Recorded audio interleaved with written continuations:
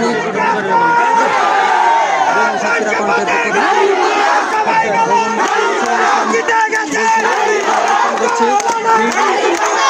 ইউনিয়নের 4 নম্বর কেন্দ্রে 1381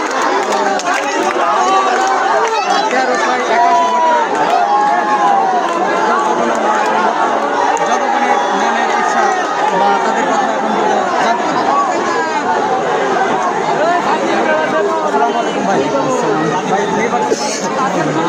জামাত বিপুল ভোটে জয়ী হয়েছে।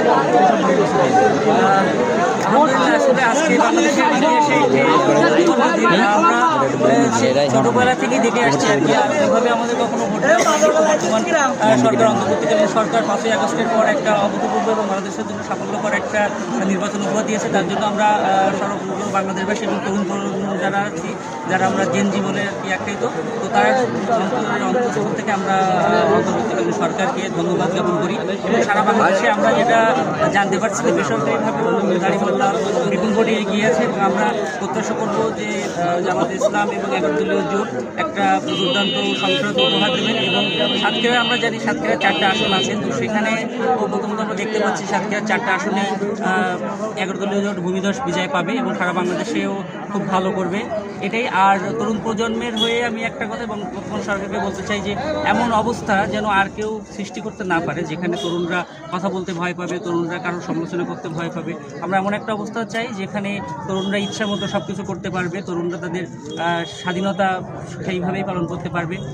এই ব্যাপারটা ইনশিওর করার জন্য অন্তর্বর্তীকালীন সরকার এবং বর্তমান প্রশাসন, বিশেষ করে আমরা যদি বাংলাদেশ আর্মির কথা বলি এবং অন্যান্য যেসব আইন শৃঙ্খলা বাহিনী আছে এবং বিশেষ করে সাতক্ষীরার একটা ব্যাপার আমি যেটা দেখেছি সেটা হচ্ছে আইন শৃঙ্খলা বাহিনীর সাথে সাধারণ মানুষ, ছাত্র জনতা সবাই ঐক্যবদ্ধভাবে ভোটকে সুন্দরভাবে পরিচালনা করার জন্য তারা অক্লান্ত পরিশ্রম করেছেন। এটা একজন সাধারণ নাগরিক এবং সচেতন নাগরিক হিসাবে আমার কাছে একটা আনন্দের ব্যাপার যে শুধু রাজনৈতিক দল নয়, একজন সচেতন মানুষ সে হচ্ছে তার ব্যক্তি অধিকার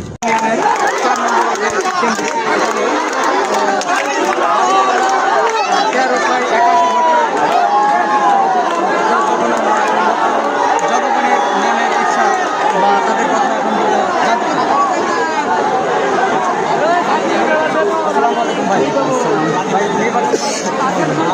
জামাত বিপুল ভোটে জয়ী হয়েছে। আসলে আজকে বাংলাদেশের ইতিহাসে দৈনিক সাতক্ষীরা কণ্ঠের